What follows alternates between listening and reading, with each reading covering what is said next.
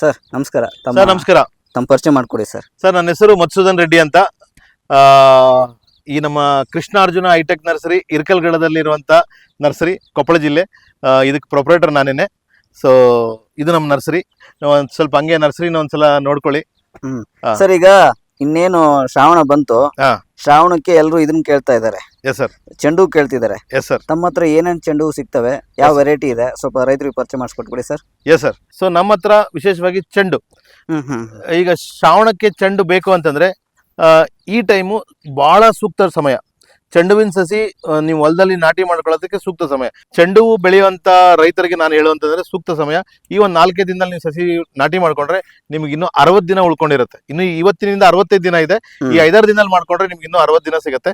ಆದ್ರಿಂದ ಈಗ ನಾಟಿ ಮಾಡ್ಕೊಂಡವ್ರಿಗೆ ಆಮೇಲೆ ನಿಮ್ಗೆ ಗೊತ್ತಂಗೆ ಶ್ರಾವಣ ಬಂದು 1 ತಿಂಗಳದ್ದು ವ್ಯವಹಾರ ಇರುತ್ತೆ, 1 ತಿಂಗಳ ವ್ಯಾಪಾರ ನಡೆಯುತ್ತೆ. ಸೊ ಈಗ ಚೆಂಡು ನಾಟಿ ಮಾಡ್ಕೊಂಡ್ರೆ ಆ ಟೈಮ್ಗೆ ನಿಮ್ಗೆ ತುಂಬಾ ಅನುಕೂಲ ಆಗುತ್ತೆ.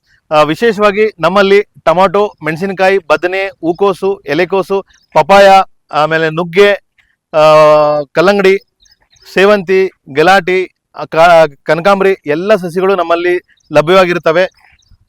ವಿಶೇಷವಾಗಿ ಇನ್ನೊಂದು ಏನಂದ್ರೆ ನಮ್ಮ ನರ್ಸರಿಯಿಂದ ನಿಮ್ಮ ಊರಿಗೆ, ಯಾವುದೇ ಊರಿಗೆ ಬಸ್ಸಿನ ವ್ಯವಸ್ಥೆ ಇರುವಂತ ಯಾವುದೇ ಊರಿಗೆ ನಾವು ಸಸಿಗಳನ್ನ ಪಾರ್ಸಲ್ ಮುಖಾಂತರ ಬಸ್ಸಿನ ಡಿಕ್ಕಿಯಲ್ಲಿ ಇಟ್ಬಿಟ್ಟು ಸುರಕ್ಷಿತವಾಗಿ ನಿಮ್ಮ ಊರಿಗೆ ನಿಮಗೆ ತಲುಪೋವರೆಗೂ ಜವಾಬ್ದಾರಿಯನ್ನು ಹೊಂದ್ಕೊಂಡು ನಿಮ್ಮ ಸಸಿಗಳನ್ನು ನಿಮ್ಮ ಊರಿಗೆ ತಲುಪಿಸೋದಕ್ಕೆ ನಾವು ಎಲ್ಲ ಪ್ರಯತ್ನ ಮಾಡ್ತೀವಿ ನಿಯತ್ತಾಗಿ. ಆಮೇಲೆ ನಮ್ಮ ನರ್ಸರಿಯಲ್ಲಿ ವಿಶೇಷವಾಗಿ ನಾವು ಯಾವ ವೆರೈಟಿ ಹೇಳ್ತೀವಿ, ನೀವು ಅಲ್ಲಿ ಕುತ್ಕೊಂಡು ನಮಗೆ ಫೋನ್ ಮಾಡಿ ಬುಕ್ ಮಾಡಿರ್ತೀರಾ.